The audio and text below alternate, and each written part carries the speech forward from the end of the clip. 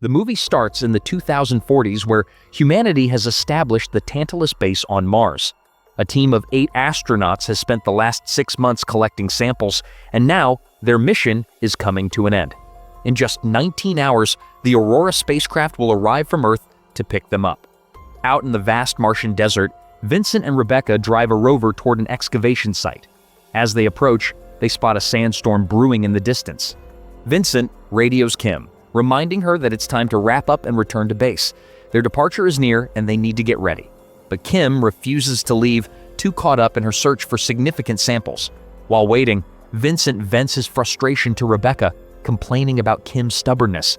He's eager to return home, but the 6-month journey back to Earth isn't something he's looking forward to, especially being stuck with Kim's attitude. When she finally boards the rover, Kim grumbles about how their mission feels like a failure, insisting that 6 months weren't enough to achieve real results. As they drive back, a call from Captain Charles comes through, urging them to hurry back to assist with the communication link to the Aurora. At the base, Richard is already working on restoring the signal while also battling power issues caused by the approaching storm. Meanwhile, Marco approaches Charles with a request. He needs one last trip to the excavation site to fix a broken gamma sensor. Charles hesitates, but eventually gives the green light, instructing Richard to accompany him and warning them to return before dark. Back at the base, Kim watches Marco and Richard leave and immediately starts complaining. She's annoyed that she was forced to return while they still get to go out. During the ride, Richard realizes Marco isn't being honest. There's no sensor to fix. Instead, Marco is after something he calls a microscopic anomaly. Inside the base, Vincent is busy fixing the cooling system while chatting with psychologist Robert. Vincent has been observing the Aurora's approach trajectory and jokingly remarks that it looks like drunk driving. Meanwhile, Kim digs through Marco's workstation, determined to figure out his real intentions. She finds an image of rock cavities, which Rebecca identifies as microbial borings. When they place a sample under the microscope, they confirm bacterial cell division, proving that Marco has been keeping this discovery to himself. Furious, Charles radios Marco and Richard, declaring that the excavation site is now off-limits. However, Marco ignores the order, pretending not to hear Charles due to signal interference. He proceeds to extract a soil sample, but the moment he does, the ground beneath him begins to tremble. Before he can react, the surface collapses, trapping Marco underground. Richard rushes out of the rover to help, but struggles to see through the rising steam and dust. Moments after Richard calls for backup, Charles and Lauren arrive at the scene, ready to assist in rescuing Marco. While Richard fears Marco is already dead, Lauren refuses to accept it and attempts to descend into the pit. However, Charles stops her immediately, warning that the unstable ground makes it too dangerous. Instead, they decide that Lauren will stay behind to keep watch while Charles and Richard return to the base to retrieve proper rescue equipment. Back at the base, Kim expresses her desire to announce their discovery, but Richard reminds her that Marco might not have survived. Kim, however, insists that Marco brought it upon himself by disregarding protocol, angering Richard. Soon after, the crew receives a message from Mission Control, granting them permission to retrieve Marco despite the risks. Before they depart, Robert urges Charles to reprimand Kim for her insensitive remarks, but Charles takes full responsibility, stating that any crew mistakes ultimately fall on him. As Charles leads Rebecca, Robert, and Vincent back to the site, Lauren remains in the rover, waiting. Suddenly, she hears someone trying to get inside. She attempts to radio Charles, but the storm interference prevents her message from getting through. By the time the team reaches the excavation site, Lauren is nowhere to be found. Assuming she fell into the pit, Vincent secures himself to a rope and descends. As he nears the bottom, he spots a strange microbial organism growing on the rocks. The deeper he goes, the worse he feels, suddenly overwhelmed by hyperventilation and flashbacks of being trapped inside the Aurora. Seeing this, the crew quickly pulls him back up. After regaining his composure, Vincent reports that there was no sign of Lauren below. However, Robert makes a startling discovery: 2 sets of footprints leading toward the base, even though the rover remains untouched. Realizing something is wrong, the crew radios Kim, telling her to prepare for possible casualties. Kim reminds them that if Marco's suit was damaged, he could be suffering brain damage from oxygen deprivation. At that moment, Richard checks the tracking system and detects two figures just 50 meters from the base. As Kim tries to make contact over the radio, Richard rushes to the airlock. Just as Kim catches a glimpse of a strange figure approaching, Richard opens the airlock, only for Marco to collapse inside, a gaping hole in his helmet. Acting fast, Richard helps remove the helmet, but steps back in horror. Marco's face is grotesquely altered, resembling something inhuman. Before Richard can react, Marco suddenly stands up, grabs an electric drill, and attacks, stabbing Richard in the gut. Wounded, Richard manages to hit the alarm before collapsing. Hearing the alarm, Kim rushes to the airlock, but upon seeing Marco's monstrous form, she panics and flees, locking herself in another room. Moments later, Lauren arrives, revealing that she too is infected. Despite his injury, Richard musters the strength to escape, sealing himself in another chamber. Meanwhile, Lauren pursues Kim, forcing Kim to fight for her life. With no combat training, Kim desperately uses anything within reach as a weapon. At one point, one of the creatures gets distracted by drinking an unidentified liquid, giving Kim the chance to knock the other one down and escape, locking another door behind her. Before losing consciousness, Richard manages to send out a weak mayday signal over the radio. Upon arrival, Charles orders the crew to wait outside while he investigates. Inside, he finds the base in complete disarray. Spotting Kim, he rushes toward her, just as Marco smashes through a glass door, attempting to break free. Charles orders Kim to get into a suit while he holds the creatures off. As soon as she's ready, Kim escapes outside and Charles makes a run for the airlock. However, before he can reach it, the infected astronauts catch up, stabbing him in the shoulder. Despite his injury, Charles fights back and manages to escape, reuniting with the others. The crew quickly disables the base's door, sealing the infected inside. Vincent protests, but Kim coldly reminds him that they are no longer human. Seeking safety, they retreat to the greenhouse dome, where Rebecca does her best to treat Charles's wound, though she lacks medical training.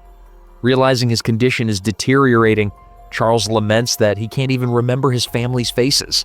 His final request to the crew is simple: tell his family that he was thinking of them.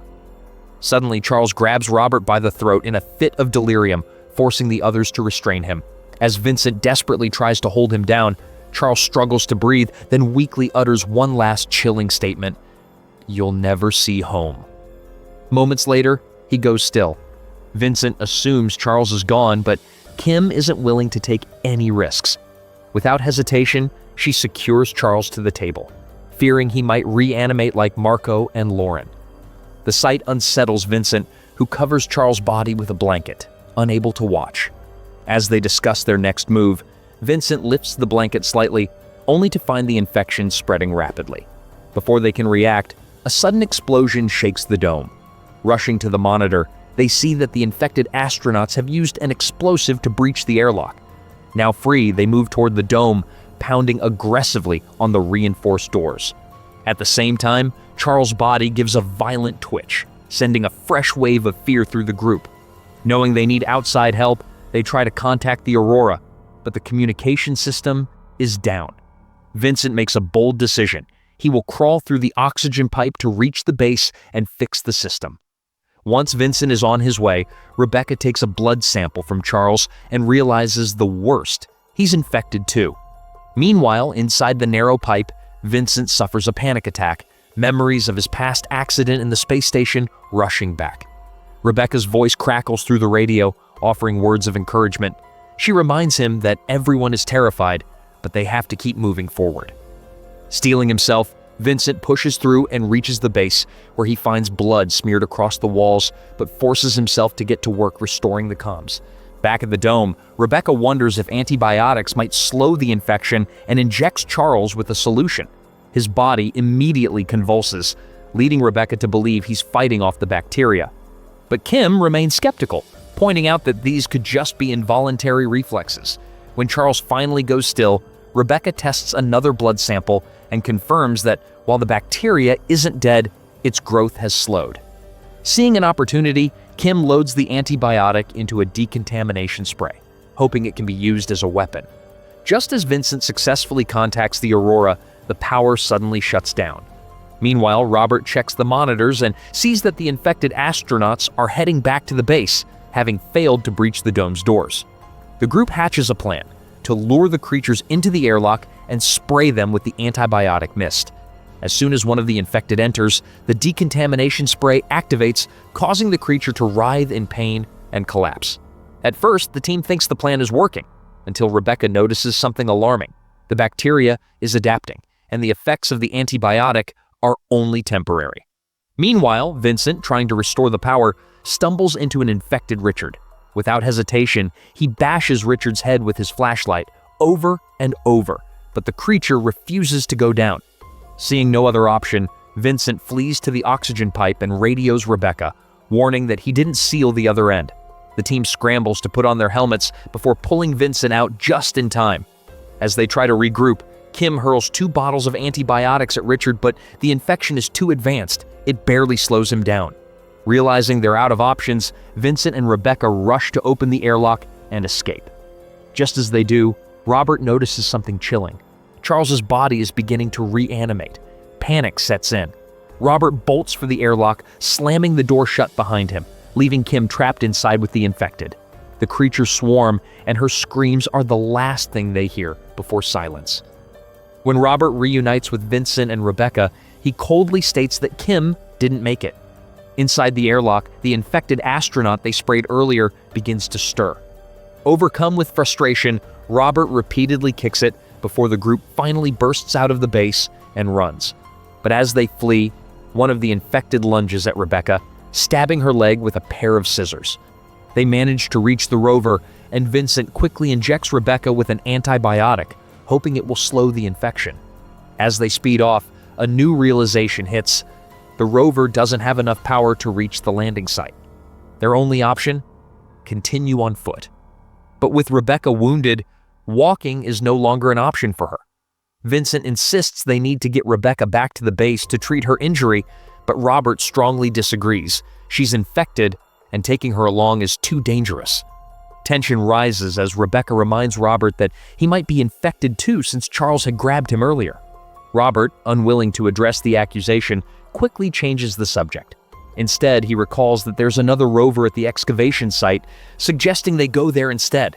Upon arriving, Robert heads toward the other rover on foot. Once inside, he contacts Vincent over the radio and makes his stance clear: leave Rebecca behind. But Vincent refuses. Without another word, Robert drives off alone, abandoning them. Vincent rushes out to stop him, but it's already too late. Before Vincent can even process what just happened, he notices the infected creatures have been tracking them and are getting dangerously close. With no time to dwell on Robert's betrayal, Vincent and Rebecca take off in the rover, driving straight into a raging sandstorm, hoping to lose their pursuers. Vincent is hopeful that by morning, the sun will recharge the rover's batteries, giving them enough power to reach the landing site. Meanwhile, aboard the Aurora, the rescue mission is underway. The ship departs from the space station and heads toward Mars. By morning, Vincent awakens to a new message from the space station. Help is on the way. Relief floods him, but his attempt to respond fails. The station can't hear him. Then he makes a chilling discovery. Rebecca is gone. Panicked, Vincent follows her footprints across the barren landscape. When he finally catches up, Rebecca warns him to stay back. She can already feel the infection taking hold. Desperate to save her, Vincent ignores her plea and rushes toward her anyway. But before he can reach her, Rebecca removes her helmet, embracing the suffocating atmosphere and sealing her fate. Within minutes, her lifeless body begins to reanimate. She lunges at Vincent, forcing him to fight her off, struggling to restrain her.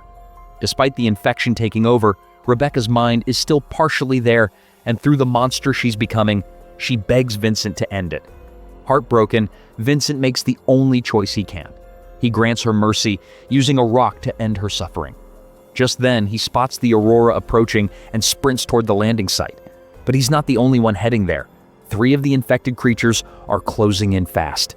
Desperately, Vincent tries to warn the rescue team not to open the hatch, but the storm interference renders his warnings useless.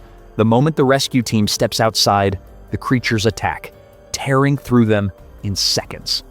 Vincent hears their horrifying screams through the radio, but there's nothing he can do.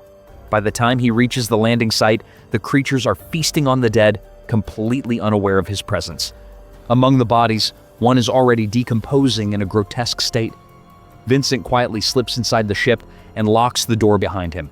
But before he can catch his breath, he finds Robert in the cockpit. To Vincent's shock, Robert is still self-aware, but the signs of infection are already showing. Vincent knows the truth. They can't risk bringing this infection back to Earth, but before he can act, Robert lunges at him and a vicious fight breaks out. In the chaos, Robert stabs Vincent's helmet, cracking the glass. Desperate, Robert tries to take control of the ship, but Vincent turns the knife against him, stabbing him back. As the ship violently shakes, beginning its ascent, the fight rages on. Vincent headbutts Robert repeatedly, landing blow after blow until Robert finally goes limp. Gasping for air, Vincent removes his now blood-stained helmet and opens the hatch, watching as Robert's body is sucked into the void of space. The sudden decompression leaves Vincent struggling to breathe, and in his fading consciousness, he imagines Rebecca beside him, comforting him one last time. Regaining control, Vincent sends a final message to the station. He explains everything that happened, but he knows the truth. There's a chance he's infected too. If he starts to show symptoms, he already has a plan. He will crash the ship on Mars before it ever reaches Earth. As the Aurora continues its course, Vincent waits for a response, alone with his fate.